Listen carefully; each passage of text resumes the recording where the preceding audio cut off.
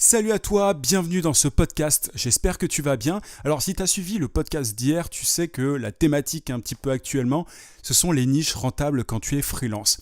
J'ai sorti une formation justement hier qui s'appelle Freelance Express pour t'aider à trouver une niche rentable et donc devenir indépendant plus rapidement parce que pour moi, la niche, le fait de trouver une spécialisation, c'est vraiment une clé quand tu as envie de devenir indépendant pour pouvoir te démarquer de la concurrence. Ça te permet donc de te démarquer et de facturer bien plus cher que la majorité des freelances.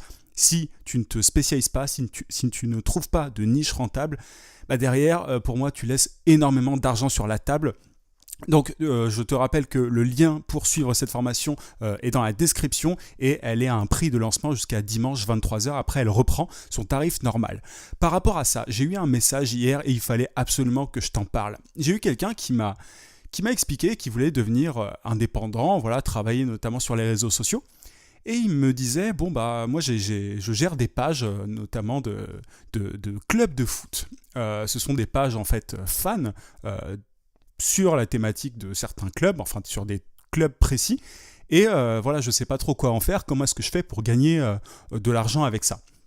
Et j'ai regardé un petit peu, je lui ai demandé justement les liens, parce que ça m'intéressait, et j'ai regardé les pages, et les pages étaient assez grosses, tu vois, elles avaient plusieurs milliers de personnes dessus, alors que voilà, ce sont pas des clubs de foot ultra connus, enfin c'était voilà, ce sont des gros clubs, mais derrière la personne avait créé depuis le départ ces communautés-là et avait fait grossir les pages. C'est ce que je lui ai demandé. Je lui ai demandé, mais comment, enfin, est-ce que tu gères les pages depuis le début ou est-ce que tu as pris les pages Facebook en cours de route? Et il m'a dit qu'il avait tout fait lui-même. Et il était en train de me dire, voilà, moi j'aimerais bien gagner de l'argent avec ça. Comment est-ce que je fais? Qu'est-ce que tu me recommandes? Et en fait, ce que je trouve très drôle, c'est que en général, les gens essayent toujours de compliquer les choses. Tu es peut-être dans cette situation-là, il y a énormément de gens qui cherchent des moyens ultra compliqués parfois pour gagner de l'argent, notamment sur Internet, alors que la solution est en face d'eux. Ça, c'est un truc, je m'en rends compte, mais souvent en plus, la personne, elle me dit, mais voilà, comment est-ce que je fais pour rentabiliser ça? Et je lui ai dit simplement, mais une page Facebook, elle ne te permet pas de gagner de l'argent, à moins de vendre des choses dessus.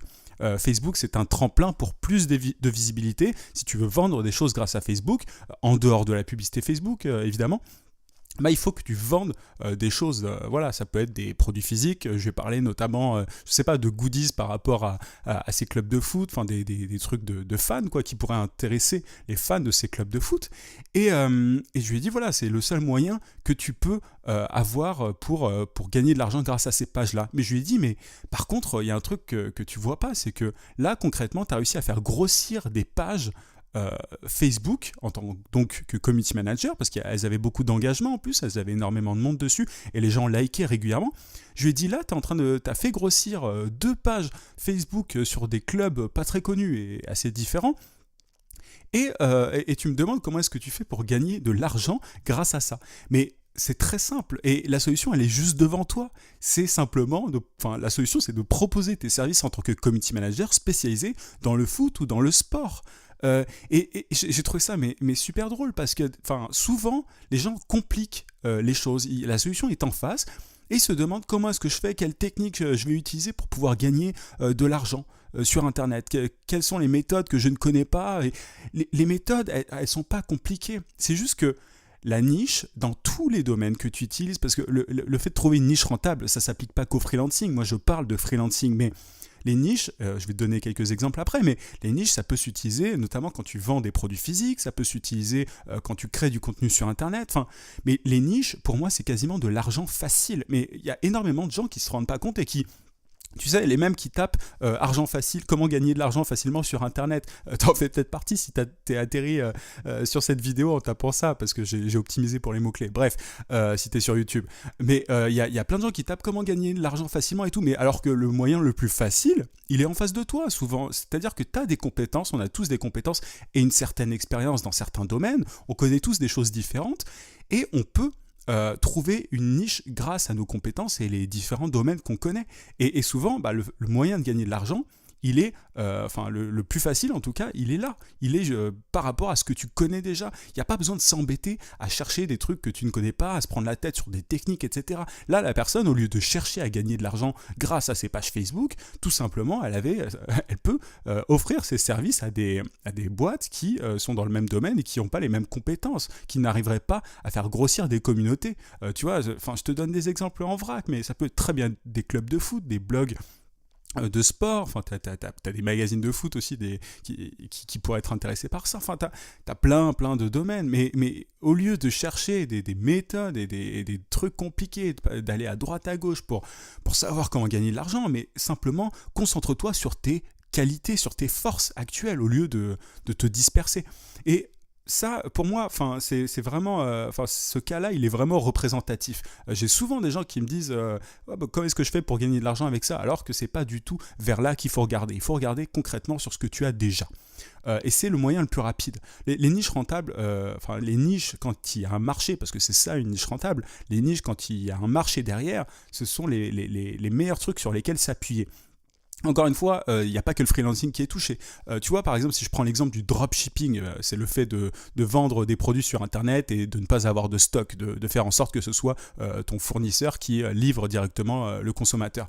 Il y a beaucoup de gens qui se lancent actuellement en dropshipping et qui se concentrent sur des niches parce qu'ils connaissent mieux certains types de consommateurs et ils leur vendent exactement les produits que ces gens-là veulent. Et c'est quasiment de l'argent facile. Je ne sais pas si tu t'y connais super bien en Harry Potter, j'y connais rien du tout, je te prends l'exemple, je sais même pas pourquoi, mais si tu t'y connais dans un truc, et encore, là il y aurait peut-être des problèmes de droit, mais si tu t'y connais dans une petite niche et que tu connais bien les personnes qui sont intéressées par cette niche, ce sera beaucoup plus facile pour toi de vendre tes services ou tes produits, là en l'occurrence tes produits en dropshipping, et c'est beaucoup plus facile.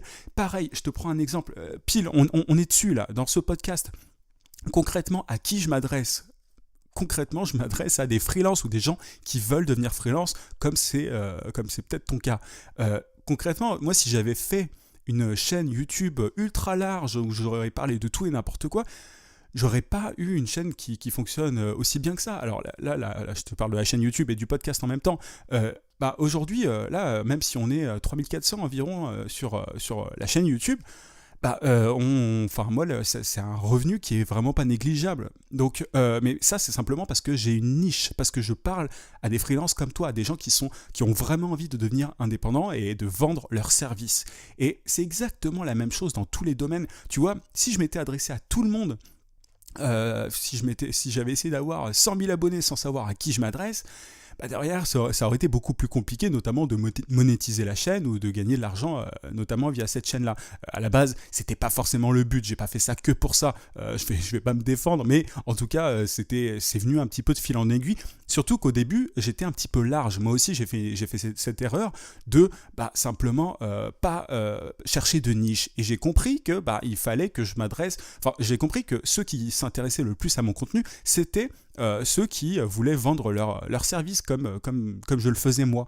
Et du coup, j'ai pivoté, j'ai un petit peu réorienté mon contenu pour me concentrer là-dessus. Mais du coup, c'est facile à partir du moment où tu trouves la niche. Gagner de l'argent, une fois que tu as une niche, c'est super simple. Et souvent, on en fait toute une montagne. Trouver une niche, c'est pas compliqué. C'est un mix d'expérience, mais pas sans être un expert. C'est un mix d'expérience pas au sens d'expert, mais simplement tu as vécu des choses, tu connais des domaines que certains ne connaissent pas. Moi, je connais une fille qui est par exemple rédactrice, qui a bossé dans un gros blog de cuisine.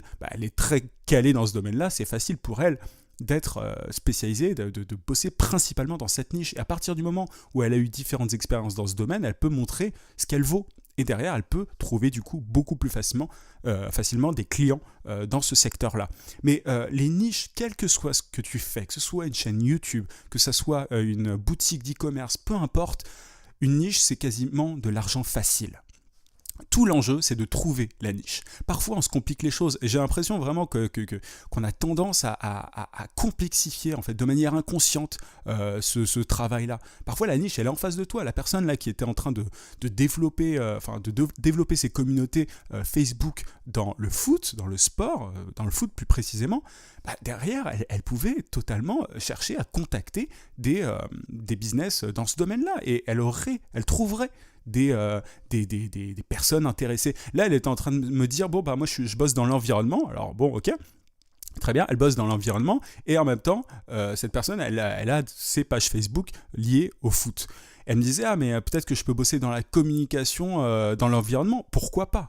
Après, il faut savoir exactement où est la demande. C'est-à-dire que c'est un truc dont je parle souvent, c'est qu'une niche, pour qu'elle soit... Enfin, une niche n'est rentable que s'il y a un marché derrière. Et ça, voilà, si tu as des blogs qui sont intéressés par le fait de faire grossir des communautés autour du foot, bah, derrière, tu as un marché. Et donc, tu peux vendre tes compétences. Mais ça sert à rien de chercher midi à 14h, tu vois. La communication dans l'environnement, c'est ultra large, c'est pas une niche. Se dire, je suis spécialisé en communication de l'environnement, ok, bon, c'est un début de truc, hein, je dis, enfin, c'est pas complètement absurde, mais derrière, c'est quoi la communication, c'est quoi l'environnement, tu vois, quel type de boîte, à quel type de boîte tu t'adresses, enfin voilà.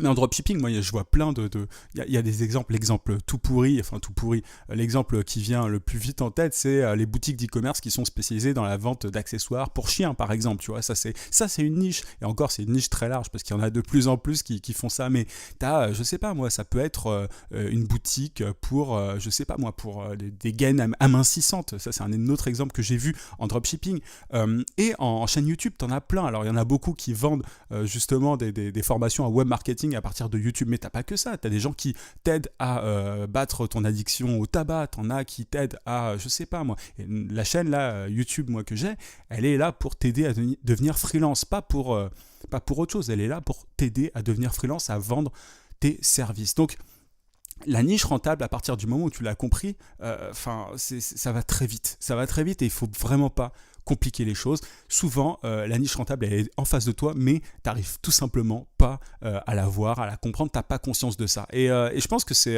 juste, il faut se débloquer. C'est une pensée limitante qu'on a et il faut juste se débloquer, prendre un petit peu de recul par rapport à tout ça, par rapport à ce qu'on sait, par rapport à ce qu'on est, parce qu'évidemment, la niche, elle doit quand même répondre à un minimum de passion, il faut que tu sois intéressé par cette niche. Mais il y a vraiment un croisement à faire, il y a un mix à faire entre un truc dont tu es passionné et un truc qui a un marché potentiel derrière. En tout cas, si tu n'as pas encore trouvé ta niche, une niche rentable pour proposer tes services en tant que freelance, je t'invite vraiment à suivre ma formation Freelance Express qui t'aidera à trouver cette niche rentable rapidement et en l'appliquant, tu vas pouvoir devenir indépendant beaucoup plus rapidement. Pour moi, ça a vraiment été un déclic. Donc, je t'invite, si tu n'as pas encore trouvé cette niche, à suivre la formation ou alors, tout simplement, essayer de trouver par toi-même. Mais il faut que tu commences par ça, sinon tu vas subir la concurrence et toutes les plateformes pour freelance que tu connais, Upwork, etc., tu vas devoir baisser tes prix et ça, c'est dommage parce que pour devenir freelance à long terme, pour pouvoir le rester pendant un certain temps,